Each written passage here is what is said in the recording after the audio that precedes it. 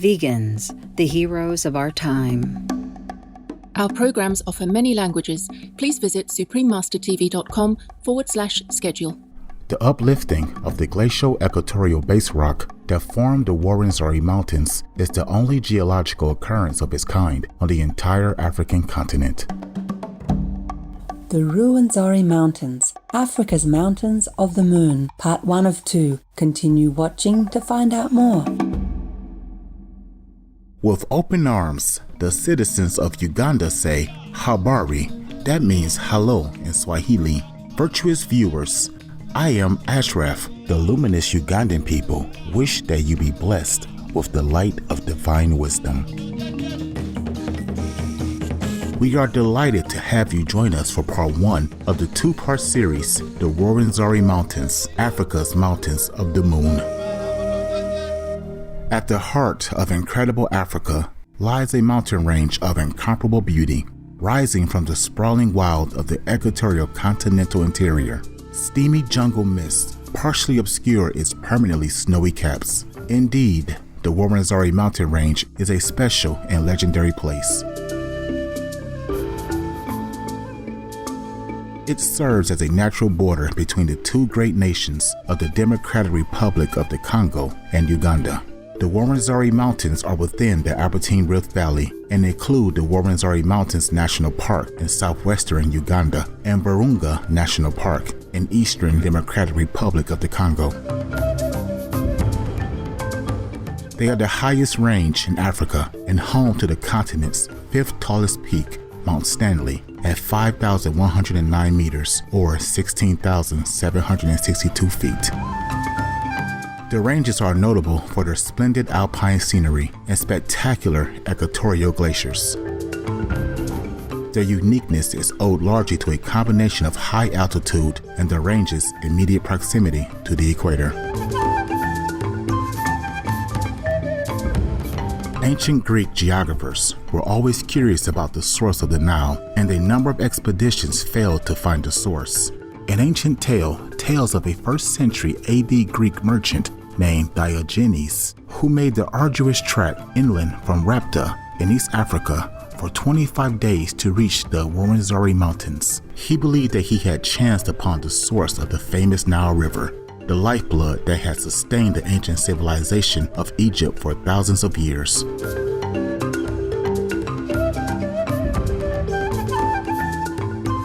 This claim was reinforced in writings by the famous 2nd century Greco-Roman scholar Ptolemy. Ptolemy produced a very detailed map as part of his Geographia, or geographical guidance, of the known world, and he labeled the ranges as the Mountains of the Moon, referencing an ancient Egyptian creation legend. In the 19th century, some European expeditions favored Lake Victoria as the headwaters of the Nile, but since then it has been deduced scientifically that the Rwenzori Mountains are indeed the most permanent and highest source of the Nile River.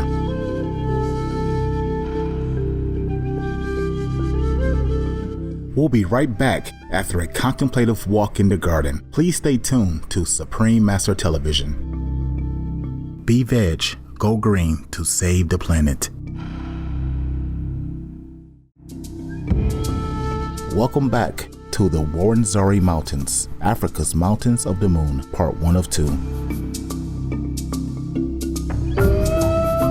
A mix of crystalline, metamorphic, and igneous rocks from the inner Earth's crust formed the Rwenzori mountain range around 3 million years ago, running approximately north to south for 120 kilometers or 75 miles, are Mount Stanley, Mount Spec, Mount Baker, Mount Emin, Mount Gessi, and Mount Luigi di Savoia.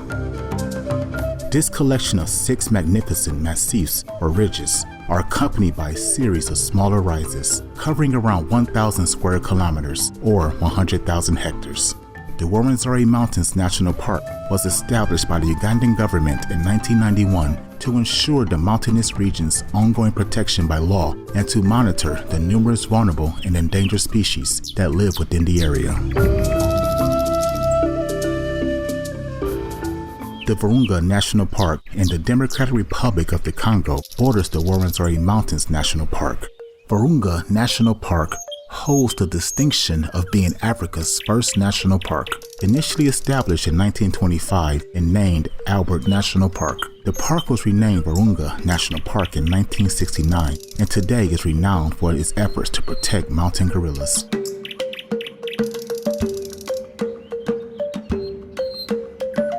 Amongst many other important conservation initiatives, approximately 20% of the Rwenzori Mountains lie within the Virunga National Park.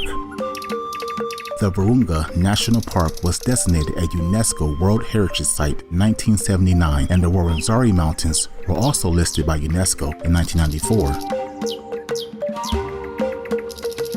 Both these parks are extraordinary, not only for their spectacular scenery, but also for their rich abundance of endemic flora and large number of rare fauna species found in this unique mountainous region. The foothills of Rwenzori are home to populations of elephants, chimpanzees, and monkeys. The Rwenzori's otter shrew, leopard, and red duiker, which is a type of antelope, are counted amongst the park's endemic mammal species, as are several species of highly endangered rodents and shrews. Coexisting with the 70 species of mammals that live within the park are 217 species of birds, several of which are endemic to the Albertine Rift area. Many are listed as endangered, such as the vulnerable Shelley's crimson wing and Lagden's bush shrike.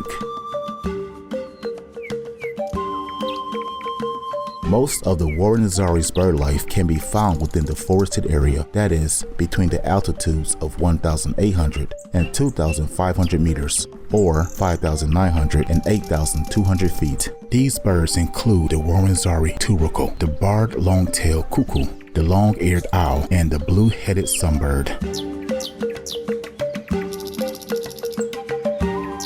Here, the abundant bird life enjoy the filtered sunlight of the broken canopy made up of large red stinkwoods and yellowwood trees, known by locals as p1o2, as well as dumbeya and vernonia trees. There are also several smaller species of tree, notably the Grumula mesictatica, interspersed by wild banana, tree ferns, and a variety of creeper vines.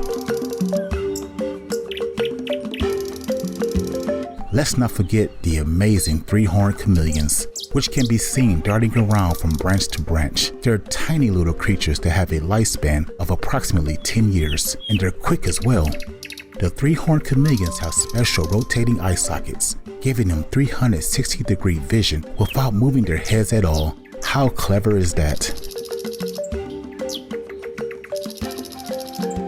There's also plenty of color to be found in the park. Tree orchids with orange and crimson flowers thrive, as do the herbaceous Rwenzori blackberry.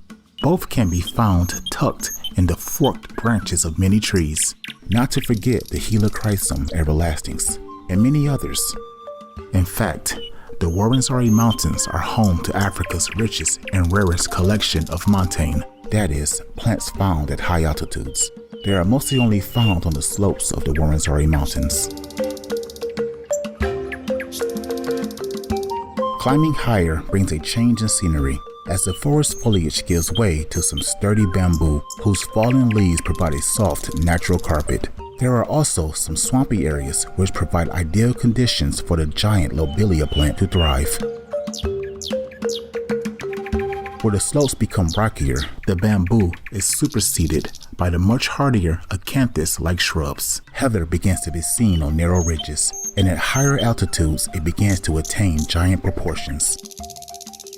Above 3,000 meters, or 9,840 feet, the soil becomes much less fertile, but this is exactly what the tree heathers Philippia johnstoni and Erica kinganesis seem to like. Here, they grow in plentiful numbers, occasionally producing sturdy, bulbous pink flowers. An amazing sight. There's new carpet here, this time the dark green of sphagnum moss. Any trees that have managed to adapt to this altitude have branches draped in curtains of usnea beard lichens. At 3,500 to 4,000 meters or 11,480 to 13,100 feet is the Afro-Alpine vegetation zone. This prominent and extraordinary landscape is characterized by the perfectly irregular arrangements of heath, giant senecio, and lobelias that are reminiscent of cacti. They are also amongst the rarest collections of botany on Earth.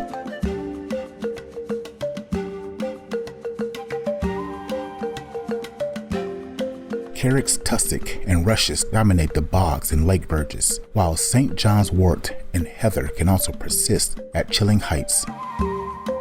Above 4,300 meters or 14,100 feet, however, almost all vegetation disappears except for some hardy moss, black lichen, and everlasting flowers.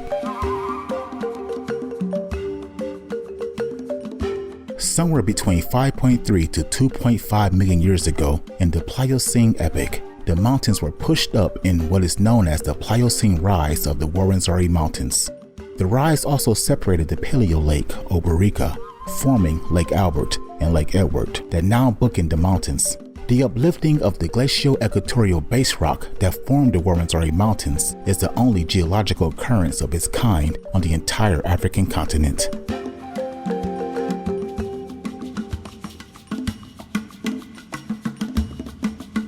With admiration and awe at God's spectacular creations, we look forward to finding out more about the magnificent Rwenzori Mountains in part 2 of this series.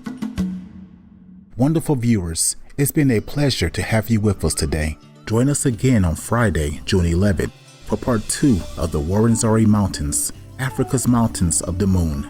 May we all be guided by wisdom and compassion for a world blossoming in friendship and beauty.